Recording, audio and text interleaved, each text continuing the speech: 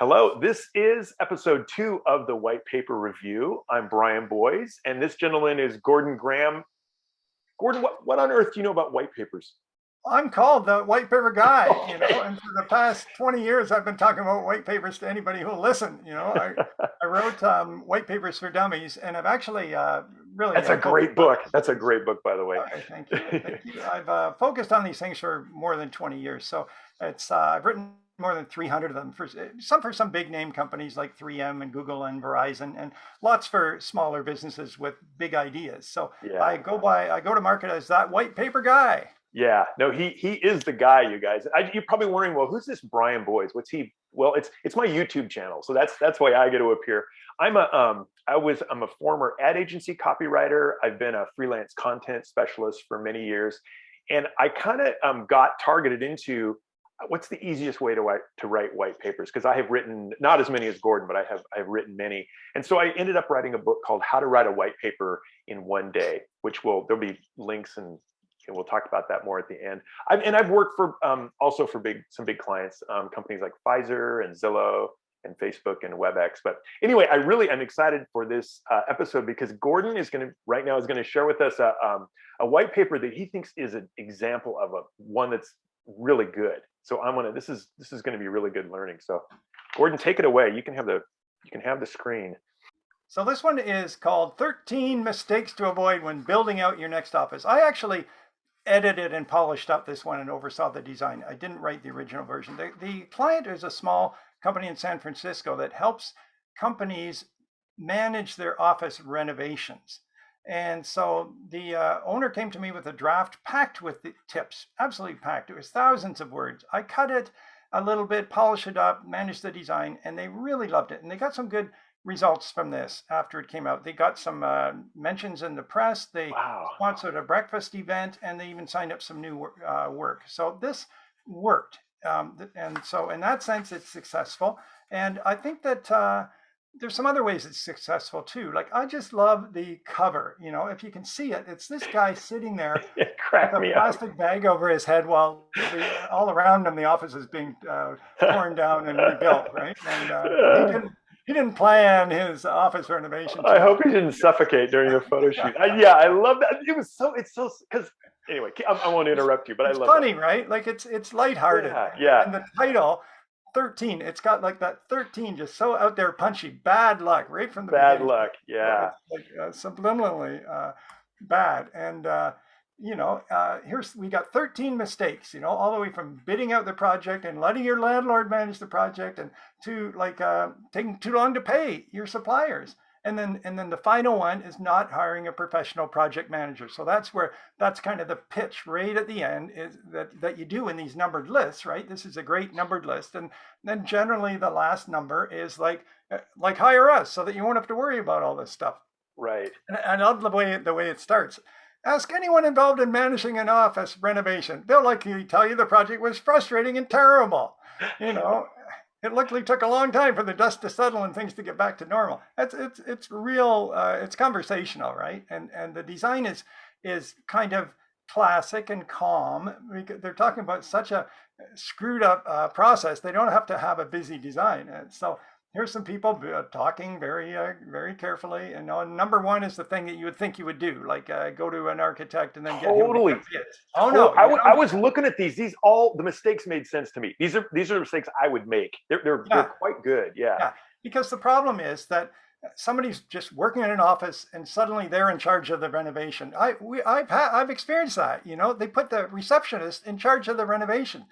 Because everybody else is too busy. And Oh talk my about the gosh. blind leading. Yeah. So and then look at these pictures. The pictures, the color scheme. See, it's really nice. It's that deep rosy red, Yeah. and the pictures are all tinted. That this guy's a happy camper, right? And how about this guy? He's happy, right? Yeah. Yeah. And they don't overdo it. It's the copy's serious, but the photos are just like they stop you. Yeah, It's yeah, hilarious. yeah. Not all of Because them, some of them. Yeah. it's fairly long. I think it's 26 pages or something, Yeah. so it's fairly long, but it's very breezy and easy to scan, right? If you just scan the red stuff, the red subheads, you kind of get the story, and then look at the pictures in there, and look how all the pictures and the pull quotes are outlined with that red. So there's just some very nice design touches I got my designer to do. And so, and then there's some educational stuff here too. Well, look, you don't just want a desk for people. Look at these new concepts in office space: the lounge, the living room, the phone booth, the library, home base. Like there's new ideas in offices besides just like a open plan or cubicles, you know. And oh, here's this guy there again. he is. Don't move your junk. I love that. You know, I love clients that have the guts to have a sense of humor, you know. And then look at this other one. You're moving. Who's moving that? You know, and they're talking about moving the copy machine or the plants or stuff that everybody forgets about, you know, and then even decommissioning your own space. And look at this one. This is like a little mini lesson in how to run a meeting. Look at don't run your meetings like a circus. Yeah. And then there's like 8 tips about how to run an effective meeting, just tossed in the middle of this paper. I find that really neat. You know, dysfunctional meetings result in dysfunctional projects. Well, that's hard to argue, you know, that's hard to argue with that. Then there's a study by Verizon. 91% of people admit they have daydreamed during meetings. 4 to 10 admit they've actually dozed off. I have actually fallen asleep during a meeting. Are you serious? It was only about 4 people there, and I fell asleep, and they all stopped talking, and I went, huh, and they go like, oh, thanks for coming back to the meeting, or you know, like, oh man. I want to give a layout note. We're viewing these in 2-page in spreads, so people might not get the. I mean, these are 1 page. This is a classic 1-page, just so people understand that this is not a wide format. This is be like a 8 by 11 or close to that. Correct? Am I correct, Gordon? Yeah. See how it says page 16 and page 17. Yeah. So we're looking at spreads, meaning 2 pages at a time, so people get that. Yeah. And so this one, here's some more really great tips. You know, finding surprises during demolition. Well, anybody who has done a home renovation project on an older house can relate to this, and I certainly can. Look under the surface. Look at this tip. Look under the surface. Take a peek under the wrapping paper to check for unexpected surprises. Where do you look? Above the ceilings, under the floors, behind the walls. I mean, that's just tossed in here. Check for hazardous materials like asbestos and lead. Really practical tips, just tossed in here among these 13 mistakes, you know. Like I find that really great. Change orders. Yep, what a pain. Taking too long to pay. No, isn't that great? Don't expect your architect, contractor, consultants, or any other vendor to go the extra mile for you if your firm takes forever to pay their invoices. I totally concur, you know. And then here we are, number 13. The mistake is not hiring a professional like us to look after these things. And if you look at all those bullets, managing an office reno takes a huge set of skills, including bang, bang, bang, bang, bang. I think there's a 13 in there too, you know. If you don't hire a pro to do it, look at the other page. You're going to overload and burn out your team members. They're going to have to work the weekends, you know, and nobody's going to be happy. Oh, and here's the author, you know, Adam Felsen. So I've got some metrics on this one. Yeah, it's 26 pages. Okay. But I have to tell you, one thing that's useful to measure in a white paper is how much is about the company and their products, and how much is educational, useful, practical things that aren't about the company. So in 26 pages here, there's only 6 sentences about the company, the founder, and why prospects should hire them. Wow. Less than 200 words. Look how it's right here. Less than 200 words out of 6,000 words. It's a fairly long white paper. 200 words about the company, that's 3%. That means 97% is useful, sensible, practical tips and advice. Now that makes for a good white paper. The thing I get the feel from reading this, because you sent it to me and I was able to skim it, and there's a ton of wisdom. It's amazing. It's almost like they're not holding anything back. This is content I would pay for. I mean, it's really valuable stuff. And as in another white paper we talked about that felt like they needed to sell, all the points were just their product. The solution was their product. In this one, even at the very end, they're not flogging their solution to number 13, where they can inject their brand name and la. They don't. But what they do is, I think they set it up so they're basically the company that fits the bill, that fits that description. Yeah, So there's not too many businesses doing that, but yeah, I thought, so I'm not saying I wrote this one, but I helped them polish it up and get it published. And it was a really worthwhile one. I think they also put it out in other formats. They put out a little booklet that people could sort of carry around, more pocket size. And I think this is a successful white paper in every way, writing, design, usefulness, not salesy, and way to go to Office Morph is their name. yeah, very, very good. I like that one. Gordon, Oh man, this is one. I This don't want to see it. I know but I you see gotta it. wash your eyes out. Oh, I swear I was searching for white examples of white papers. This is some years back. You cannot find this anywhere. This should go in the Museum of Horrors, I guess. It looked, this is how I thought, as I thought and thought about it. It looked like it escaped from a lab, doesn't it? It looked like someone was doing some things they shouldn't have been doing in a lab, and the white it looks paper like got a out. horror movie. It looks like it's written in blood with somebody's finger, Yes, yes. And this woman here, this person here, looks absolutely deranged. She's partly mannequin looking. She's sort of like a mannequin who came alive and wrote this message. She has a cold stare. I'll tell you what. Yeah. I don't want to stare at her too much, right? Especially right before bedtime. So this is, I love. This is a treasure. It's writers will treasure things. They're so bad they're good, kind of a thing. It's what makes Mystery Science Theater 3000 so fun. They're so bad you just want to save them and share them with your friends. And so what's interesting, Brian, look, it's the same color. It's almost the same rougey color as in the last one. So it shows you can use the same color. It's not the color. It's how you use the color, right? Well, and you're going to see here, there's some abuse of that color as we get into it. There's so much, there's such as too much color. Anyway, this is for a major company. This is SAP owns a company called Business Objects, and they're data collection or something. It was hard for me to tell what they do based on the white paper, which is always a bad thing. That's always bad, yeah. And I should note also, we're not going to look at this in spread view. They printed this thing or did this thing in landscape. And it always makes me think that it started as a PowerPoint.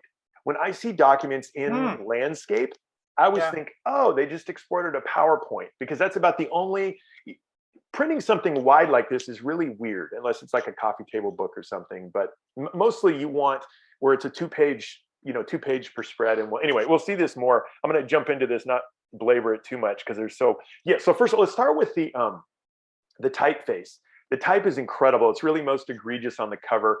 It reminds me of the stuff you said, blood, writing it out in blood with the finger, or if you were selling like recreational explosives.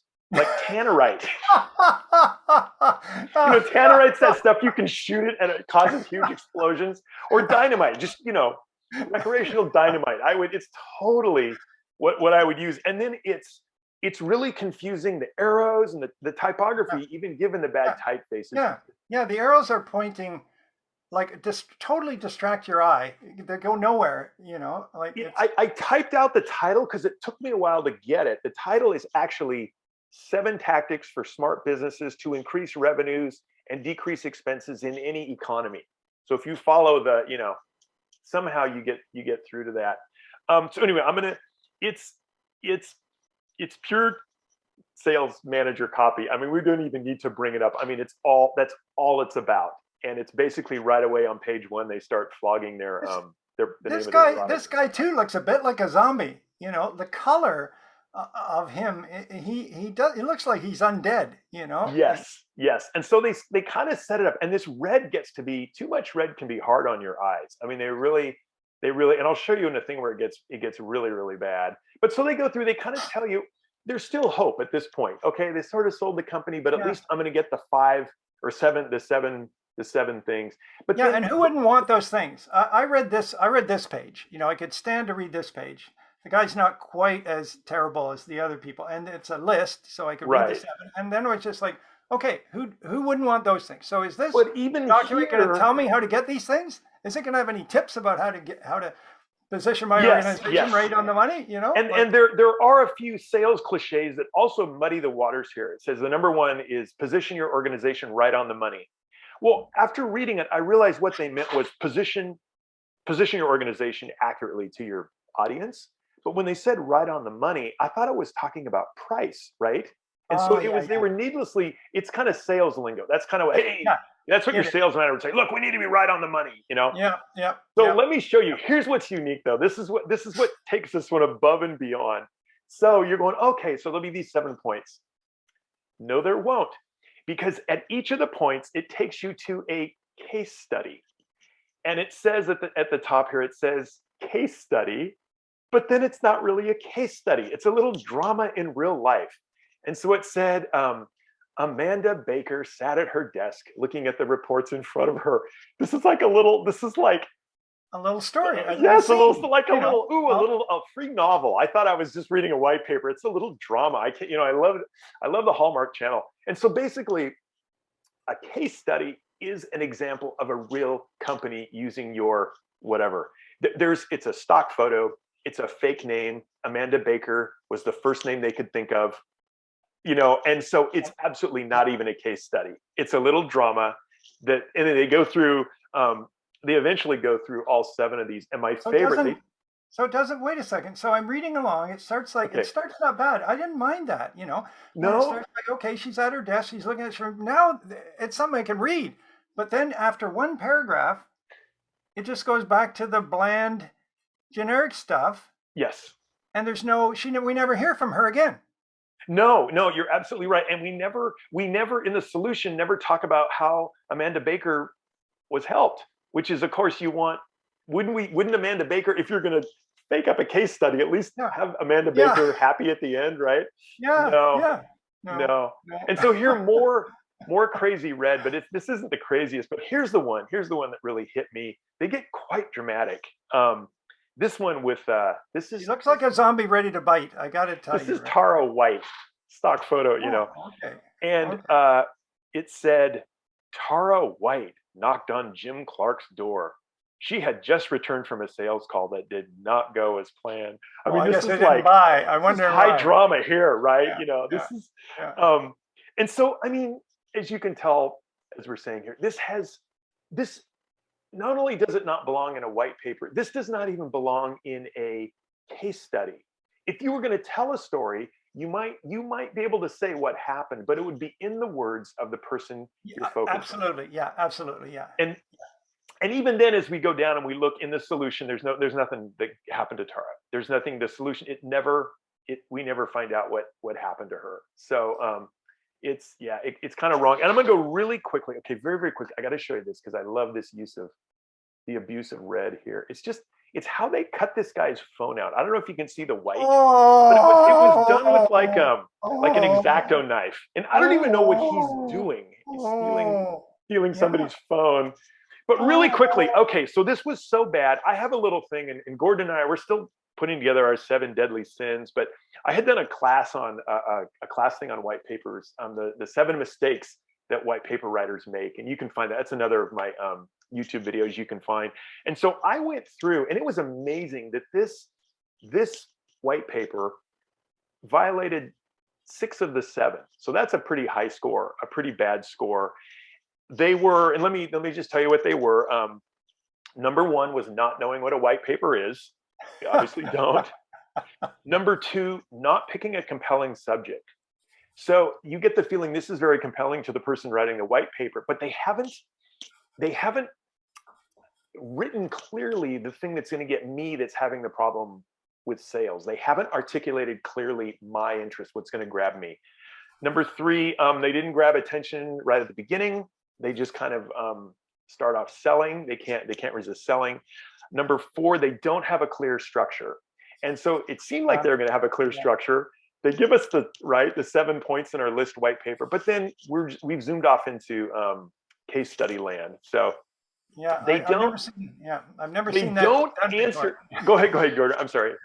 I've never seen that done before, where somebody said we got to have some case studies in there, and somebody wrote like 7 single paragraphs and just threw them in, and hey, now we got case studies. I would love to know the story behind how this came together. I mean, it's better than the Tara knocking on the door drama. Um, and then let's see, number 5 is not answering the questions a reader really wants to know the answer to. And of course, our question is, how in the heck was this white paper ever put out? They never answered that.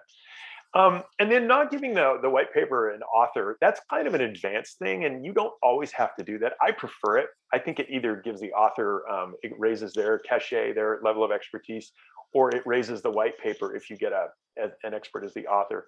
But they did not violate number 7, which is being too afraid to put a white paper out there. They obviously put something out there, and they called it a white paper.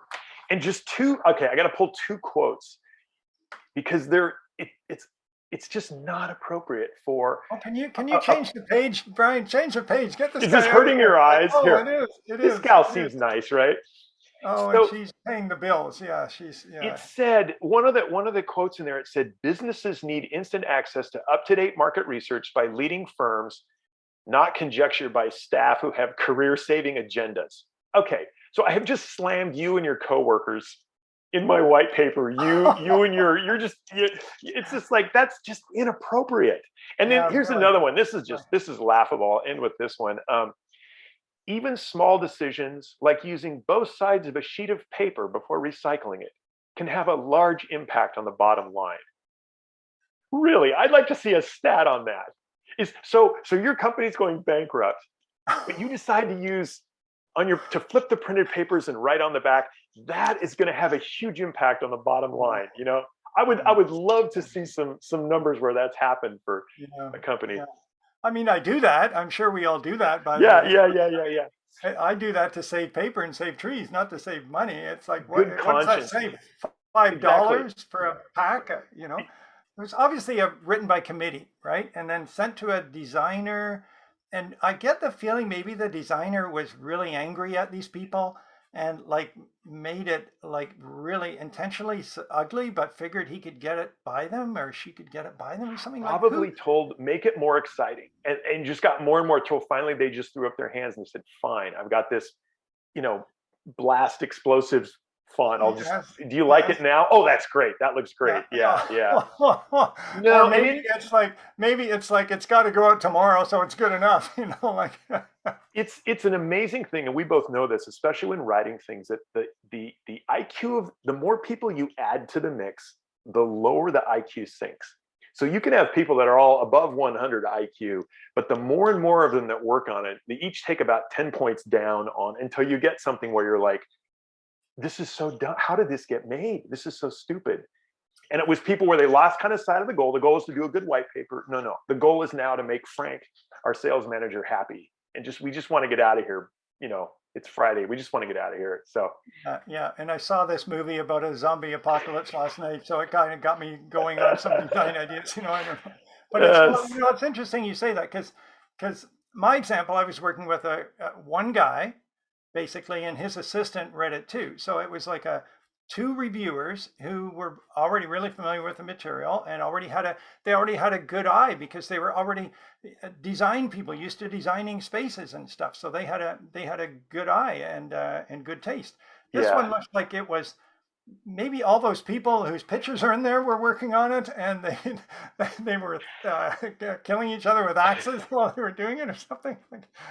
I feel like they're probably, I would never dump on, that's why we would never put out the name of the person that actually wrote it, because I have a feeling they're capable of much better work than this, and something happened to that poor person where something happened and they were just forced into putting this out, and it happens a lot. And I know we were discussing, it happens a lot where companies will put something out, it's really a sales brochure, but they'll call it a white paper because a lot of people don't know what white papers are.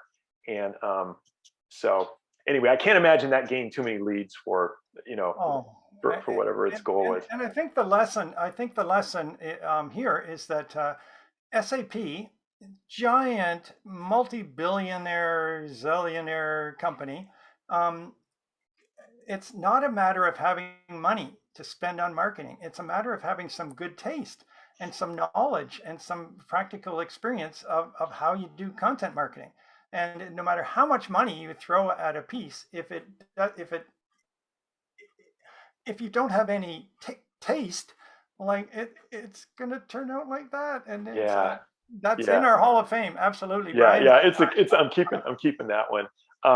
Well, anyway, you guys, that's all the time that and I have right now. Be sure to subscribe and click that bell so you get alerted because we're going to be doing some more of these, and we're not just bad examples. We're going to have a lot of good examples like Gordon had today, where you're going to actually learn. You're going to become a better white paper writer. And in fact, to that end, if you need to really learn more about white papers beyond YouTube and what you're finding on the web, we have some resources below that you can click on, both Gordon and I, and they're all listed down there. Um, if you need to write a white paper, we have resources that will help you write your first one, kind of get you up and running right away on doing that. And then if it's you got a really big white paper, you just need to hire an expert for a whole bunch of money to write it for you. There'll be contact info, and I would highly recommend Gordon over me on that one. But it all depends. Gordon's at the top there. So anyway, thank you so much for watching, Gordon. I so enjoy chatting with you, and we got to Yeah, do this this again. yeah, this it's a fun show, and I'll be looking around for one to beat out yours, Brian. I'm gonna find one that's even worse than that one. It's gonna be hard. I don't know. I dare you. I dare you. Take care.